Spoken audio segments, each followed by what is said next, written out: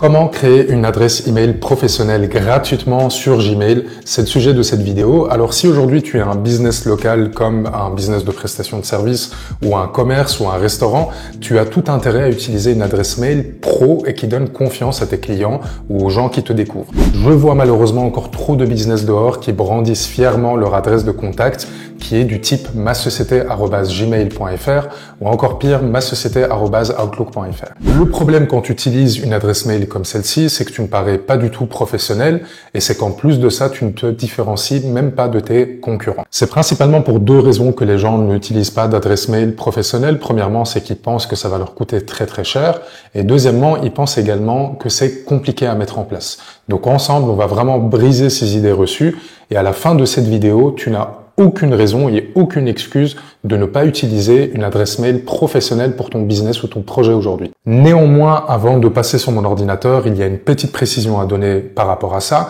C'est que ici, pour avoir une adresse mail professionnelle, tu as besoin de deux choses. Premièrement, c'est d'un nom de domaine, donc du type masociété.fr ou masociété.be et également d'une adresse Gmail lambda. Pour ce faire, évidemment, tu peux créer simplement une adresse mail sur Gmail, comme moi je l'ai fait ici, du style profreshcleaners@gmail.com, parce qu'imaginons que j'ai envie de créer une société de nettoyage en France et que finalement ProFreshCleaners, j'aimerais qu'il soit après l'arrobase et que le .com soit un .fr. Et tu vas voir que tout ça, on pourra le changer et pour vraiment rien du tout.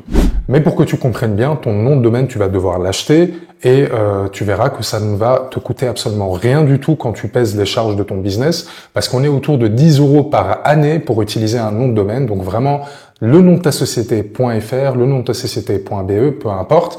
Et donc, pour seulement 10 € par année, tu vas avoir vraiment accès à une place sur le web. Tu vas également voir et découvrir avec moi que la plupart des hébergeurs web vont te proposer une promotion pour ta première année. Donc, ils soutiennent les business qui se lancent parce qu'ils savent pertinemment que si ça se passe bien, on va continuer année par année à utiliser le nom de domaine et à le payer.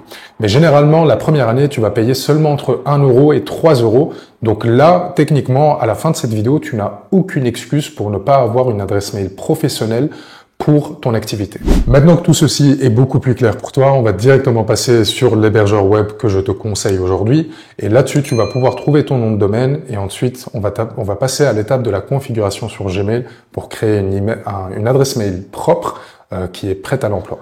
On se retrouve ici sur l'interface d'LWS et que ce soit sur OVH, Hostinger, Gandhi.net, Ionos, peu importe, tous ces hébergeurs web ont la même interface ici au début.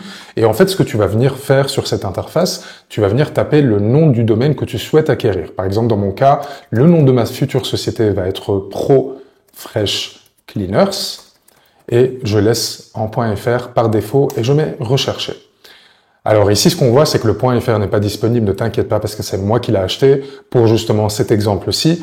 Et donc, on voit ici également une info qui est très pertinente, c'est que le .be est également disponible, le .com est disponible, le .eu, ce qui en fait nous donne confiance par rapport à notre projet, qui nous valide notre étape de création de notre entreprise. Pourquoi? Parce que ça veut dire qu'il y a peut-être très peu, voire quasi personne qui utilise ce nom de marque pour son activité. En tout cas, personne qui n'a acheté un nom de domaine pour ça. L'astuce que j'ai à te donner maintenant, si tu hésites à prendre un .com, un .be, un .fr, c'est que tu fasses en relation avec ton pays.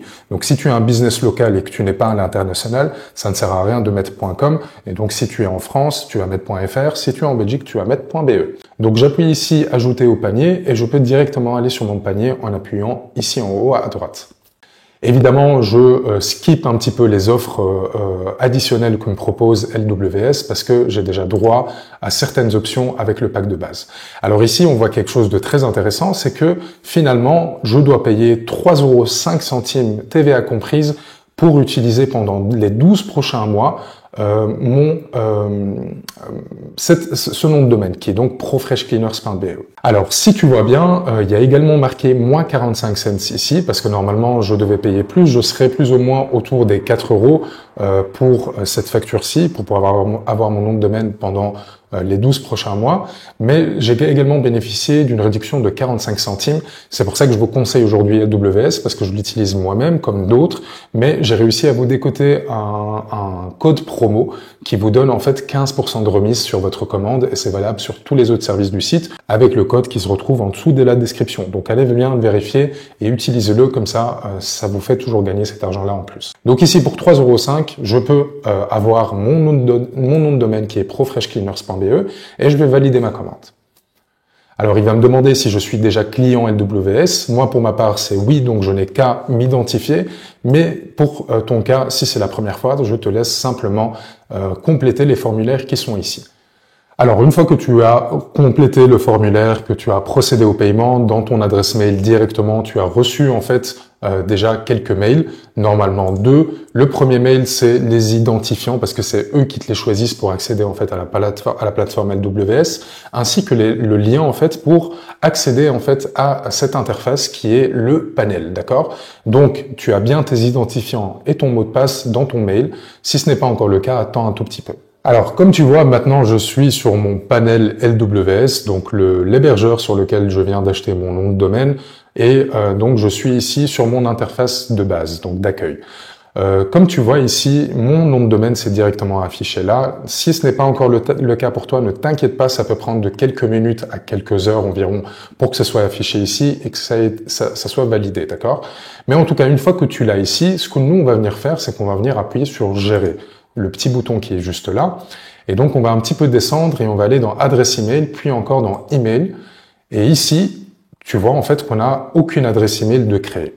Ce qu'on va venir faire, c'est qu'on va créer l'adresse email qu'on veut. Donc, comme tu vois, le profreshcleaners.fr, il est déjà mis après l'arrobase. Je n'ai qu'à mettre du coup mon alias que j'ai choisi ici, qui est contact. Je peux également générer donc mon mot de passe qui va me permettre en fait d'être le mot de passe du compte. Et je vais venir ici de nouveau le confirmer. Alors, on peut venir choisir ici le quota de la boîte mail. Tu as droit avec l'offre gratuite ici, donc ce qui vient avec ce que tu as payé, jusqu'à 2 gigas de stockage. Donc, si tu ne comptes pas ouvrir d'autres adresses email, je te conseille directement d'utiliser les 2 gigas pour celle-ci. Et tu mets tout simplement valider. Alors, tu vois ici que pendant les 3 prochaines minutes, ta nouvelle adresse mail va commencer à être validée. Mais nous, on peut clairement venir déjà utiliser les données dont on a besoin pour venir les mettre dans notre adresse Gmail. Et on est bientôt à la création de notre nouvelle adresse professionnelle. Donc, ce que je dois faire ici simplement, c'est venir appuyer sur Action, donc juste à côté de mon adresse email quand je scrolle un peu vers le bas. Et dans Action, je vais appuyer sur Paramètres de configuration. On a un pop-up qui s'ouvre et sur ce pop-up, on a des données qui sont très importantes qu'on va utiliser maintenant. Alors en gros, tu viens maintenant d'acheter ton nom de domaine, félicitations à toi. Tu as maintenant créé ton adresse mail directement sur le gestionnaire d'AWS et maintenant tu as accès aux données qui sont importantes pour pouvoir créer un alias sur Gmail et pour pouvoir envoyer et recevoir des messages sous le blason contact@profreshcleaners.fr dans mon cas. Alors pour ce faire, je t'invite tout simplement à revenir sur ton interface Gmail et à venir appuyer sur voir tous les paramètres.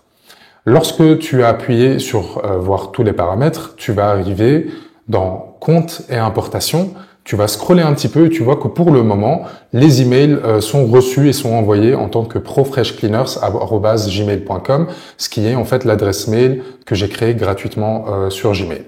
Donc là maintenant, on va appuyer sur ajouter une autre adresse email et comme tu le vois, j'ai une petite pop-up qui s'ouvre ici. Alors, ce qu'on va faire ici, c'est qu'on va laisser le nom tel quel ici et on va venir mettre l'adresse mail qu'on veut utiliser donc pour notre nouvelle activité. Je mets étape suivante et ici en fait ce qu'on va nous demander, on va le retrouver sur l'interface de LWS, donc ici, d'accord. Alors ce que je vais venir faire, c'est que je vais venir dans serveur sortant et je vais prendre la donnée qui est ici, donc mail76.lwspanel.com. Donc je la copie et je vais simplement me rendre du coup de nouveau dans mon onglet ici. Et je vais pouvoir le coller ici. Donc, c'est le serveur SMTP. Le nom d'utilisateur, c'est celui que vous voyez ici. C'est celui qu'on a donc créé pour notre activité. Et donc, je vais le retaper ici. Et le mot de passe, c'est celui qu'on a donc choisi ensemble. Pour le port, je peux le laisser tel quel, comme il est écrit ici, 587, et je laisse en connexion sécurisée TLS. Donc lorsque j'ai appuyé sur ajouter un compte, on voit ici qu'il me dit félicitations, votre deuxième serveur a été localisé, vos identifiants ont été validés.